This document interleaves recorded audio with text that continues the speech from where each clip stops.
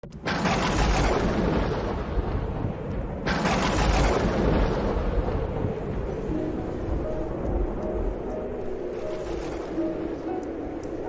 ce temps-là, Jésus disait à ses disciples, « Demandez et l'on vous donnera.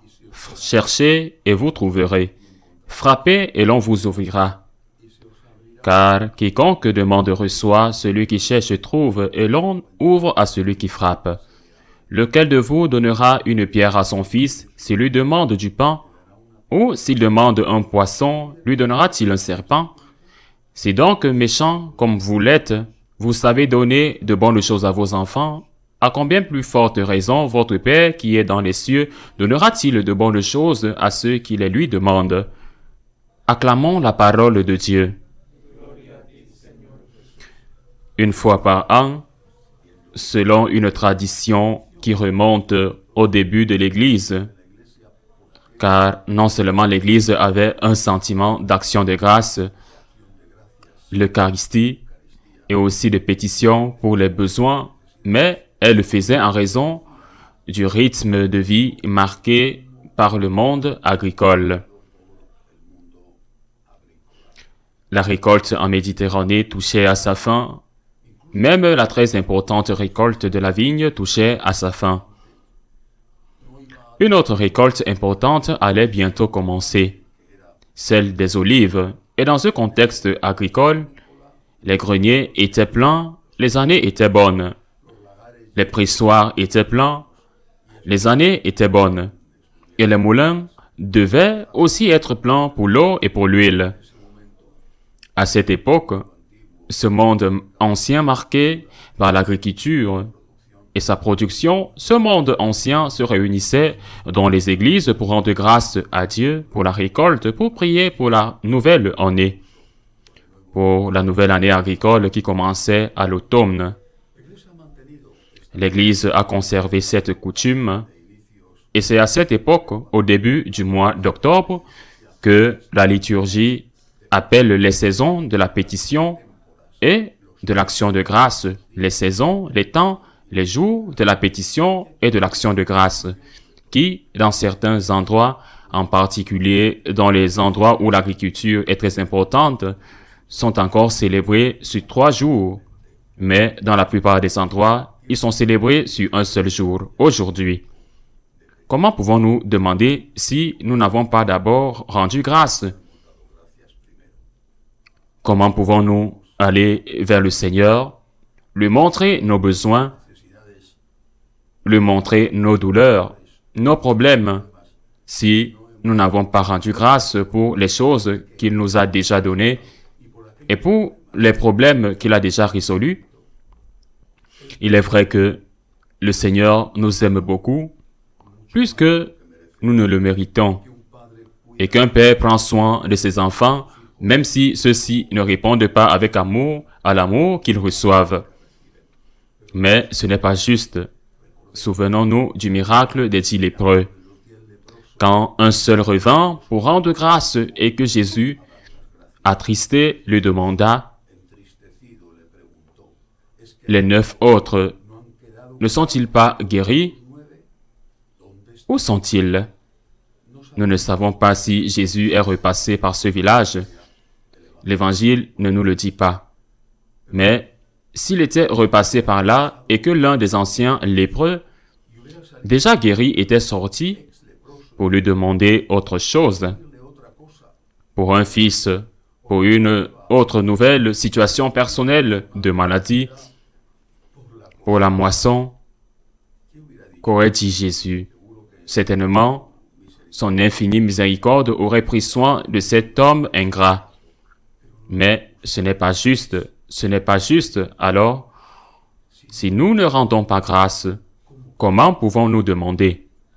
Si nous ne rendons pas grâce, ne fermons-nous pas les oreilles de Dieu à nos demandes? Dieu fera ce qu'il pense devoir faire, mais ce n'est pas juste, ni absolu, ni équitable. Et c'est une cause de souffrance pour le Christ que nous ne nous approchions de lui qu'avec le vrai motif catholique. L'action de grâce l'Eucharistie, l'action de grâce, celui qui rend grâce même dans la vie réelle, celui qui rend grâce permet à celui qui demande de l'aide de l'aider plus facilement. Si je vais demander à quelqu'un et que je n'ai pas remercié, il sera plus difficile pour cette personne de m'aider à nouveau parce qu'elle dira ou au moins pensera il est ingrat. Il ne vient que me voir lorsqu'il est intéressé et je n'entends plus parler de lui jusqu'à ce qu'il ait un autre problème. La reconnaissance ouvre les oreilles de Dieu. Et en lien avec cela, en lien avec la reconnaissance, la gratitude, je voudrais offrir à nouveau la possibilité d'entrer dans une école de gratitude. La gratitude n'est pas instinctive. Elle ne l'est pas. Elle aurait dû l'être, car le péché originel nous a blessés, pas irrémédiablement, mais gravement. Et l'un des aspects où cette blessure est la plus visible est précisément notre faible et parfois nulle capacité de gratitude. La gratitude est le langage des anges et des saints. Nous devons l'apprendre. C'est pourquoi nous, franciscains de Marie, avons créé des écoles de gratitude. Je sais que pour la grande majorité, cela ne présente aucun intérêt. Je le sais. Malheureusement, c'est ainsi. C'est ce qui est arrivé à Jésus. Sur 10 lépreux, il n'y en a eu qu'un seul. Mais je ne m'adresse pas aujourd'hui aux quelques 100 000 personnes qui regarderont, écouteront cette homélie, peut-être même plus. Je ne m'adresse pas à eux. Je m'adresse à un dixième d'entre eux. Juste un dixième d'entre eux, cette dîme.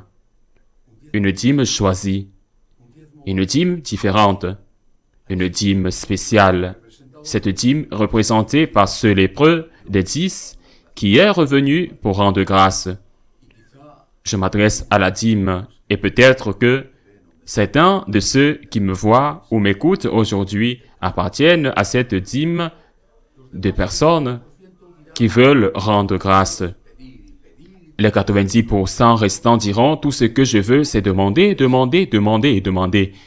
Et je ne veux rien d'autre parce que Dieu ne m'intéresse pas. Ce qui m'intéresse, c'est de résoudre mes problèmes. Mais Dieu ne m'intéresse pas.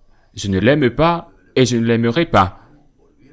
Je veux mes affaires et mes intérêts. » C'est ce qui s'est passé avec les 9 lépreux qui n'ont plus jamais remercié. Ils ne l'ont pas dit comme ça, aussi crûment que je le dis, mais c'est ce qu'ils ont fait. Dieu ne m'intéresse pas. Je suis intéressé par la guérison de mon cancer. Je suis intéressé par le fait d'avoir un travail. Je suis intéressé par le fait que mon fils résolve mon problème. Dieu ne m'intéresse pas. Mais au moins, je suis sûr qu'un dixième sur 10 dira « Cela m'intéresse. Je veux aller aimer Dieu. Je veux aimer Dieu. Et je suis conscient que je ne l'aime pas assez. J'ai besoin qu'on m'apprenne à aimer Dieu.